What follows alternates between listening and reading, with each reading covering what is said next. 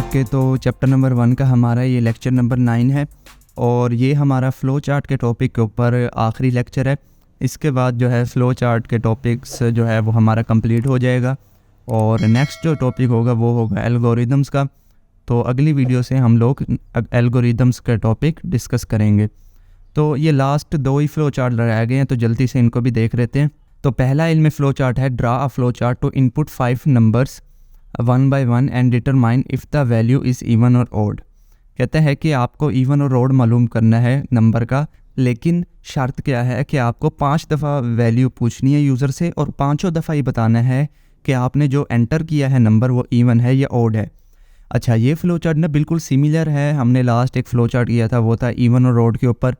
तो सेम वही लॉजिक है, बस फ़र्क कहाँ पर आ रहा है कि फ़र्क यहाँ पर सिर्फ इतना ही आ रहा है कि वहाँ पर सिर्फ हम सिंगल वैल्यू के लिए करते थे और यहाँ पर हमने 5 दफ़ा बताना है और 5 दफ़ा ही वैल्यूज़ को इनपुट लेना है। तो काफ़ी सिमिलर है उस फ़्लो चार्ट के।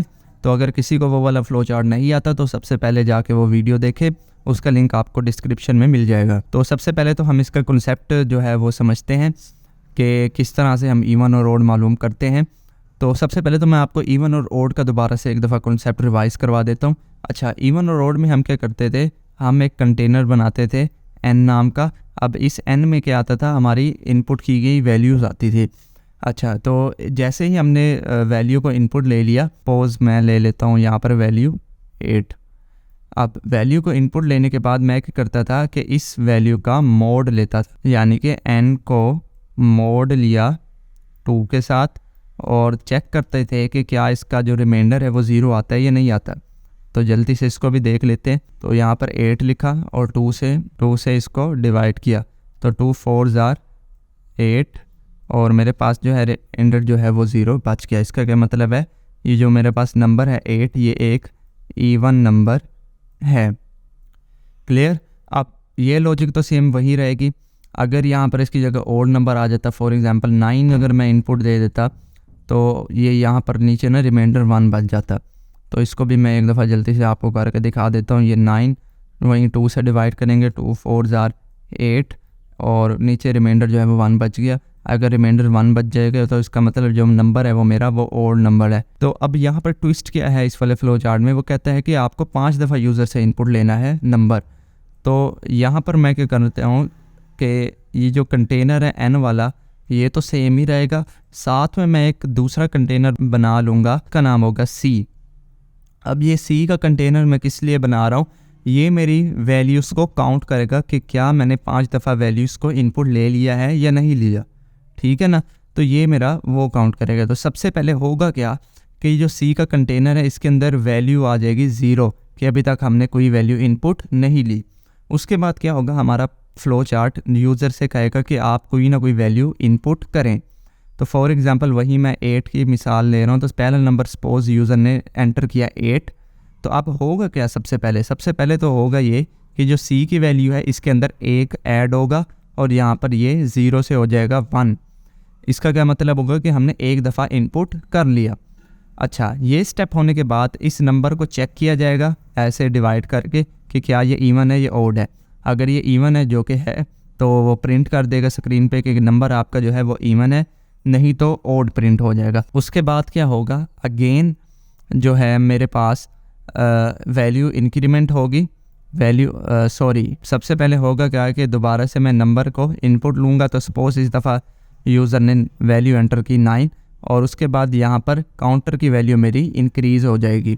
तो काउंटर की वैल्यू यहाँ हो जाएगी 2 और इस दफ़ा इस 9 को चेक किया जाएगा डिवाइड करके कि क्या ये इवन है या ऑड है। अगर इवन होगा तो इवन प्रिंट हो जाएगा स्क्रीन पे, नहीं तो ऑड।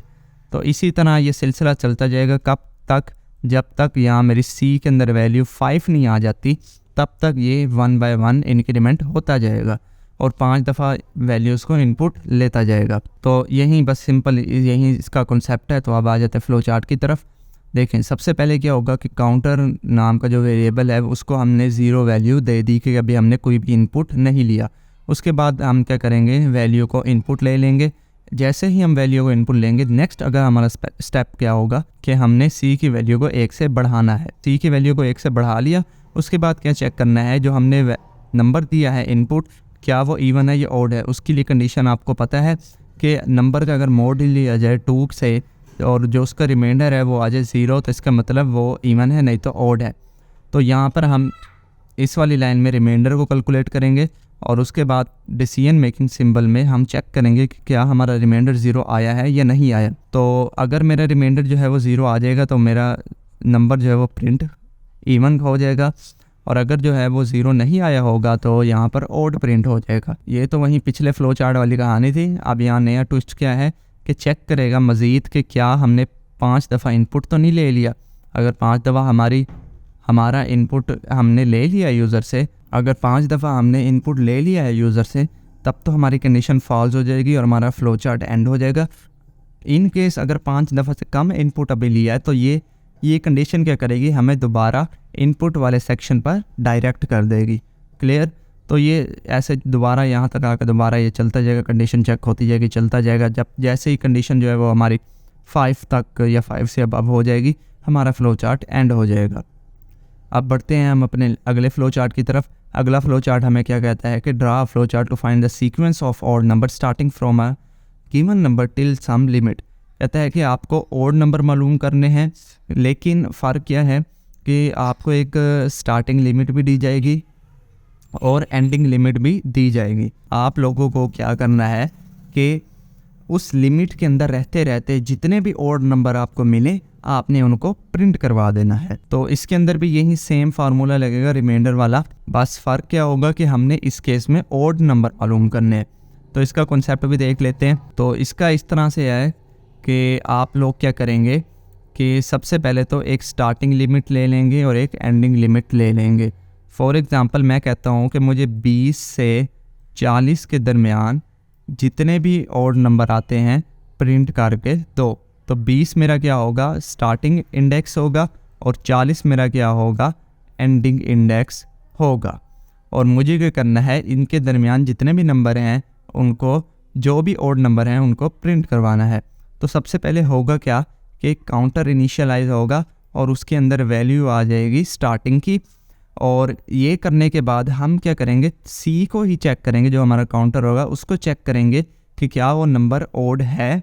अगर तो वो ऑड हुआ नंबर तब तो हम प्रिंट करवा देंगे, अदरवाइज़ सी की वैल्यू में 1 इंक्रीमेंट कर देंगे। तो देखें अभी सी की वैल्यू क्या है, 20। तो 20 को सबसे पहले तो चेक करेंगे क्या इवन है या ऑड है। तो ये जो डिवाइड वाला मेथड है ना, इसी से चेक होगा। तो ये जो है ये एक इवन नंबर है, तो इसका मतलब ये मेरा प्रिंट नहीं होना चाहिए मुझे, क्योंकि ऑड नंबर चाहिए अब। तो क्या होगा कि सी की वैल्यू में 1 इंक्रीमेंट हो जाएगा। सी की वैल्यू क्या है, 20। तो 20 में 1 इंक्रीमेंट का मतलब है 20 + 1। तो अब मेरा क्या नंबर हो जाएगा सी के अंदर, 21। ये सी की वैल्यू के अंदर अपडेट होगी, ठीक है ना। तो अब 21 को इसी तरह चेक किया जाएगा क्या ये इवन है या ऑड है। तो ये मेरा नंबर जो है वो ऑड है। तो ऑड नंबर जैसे ही आ गया तो ये मेरा रिज़ल्ट में प्रिंट हो जाएगा। तो यहाँ पर ऐसे मैं रिज़ल्ट भी लिख लेता हूँ। तो यहाँ पर 21 जो है प्रिंट हो जाएगा।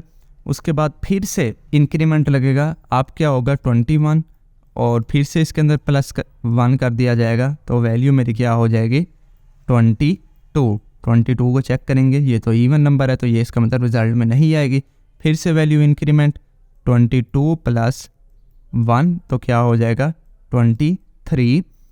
तो यहाँ तक, यहाँ पर फिर से ये ऑड नंबर है तो ये ऑड नंबर प्रिंट हो जाएगा। अच्छा, ये अब सिलसिला कहाँ तक चलता जाएगा, ये चलता जाएगा कहाँ तक, जब तक मेरा जो सी है वो एंड को ना पहुँच जाए।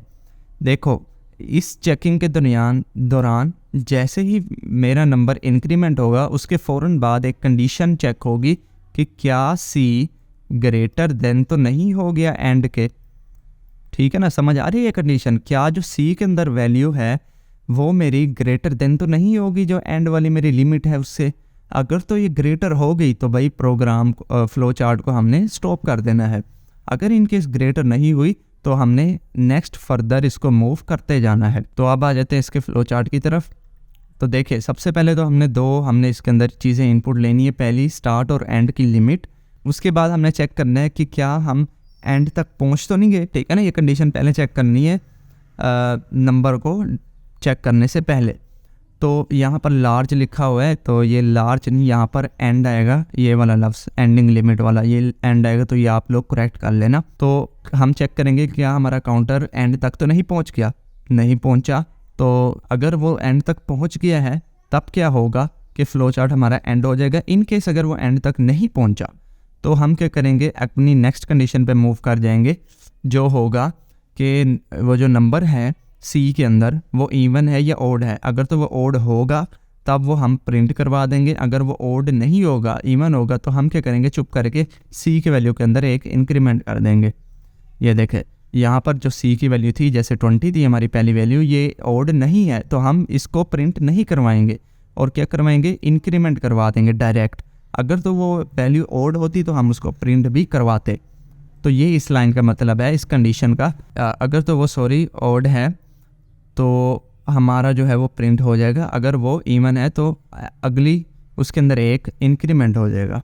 तो ये सिलसिला चलता जाएगा जब तक कि मैं एंड लिमिट तक ना पहुंच जाऊँ।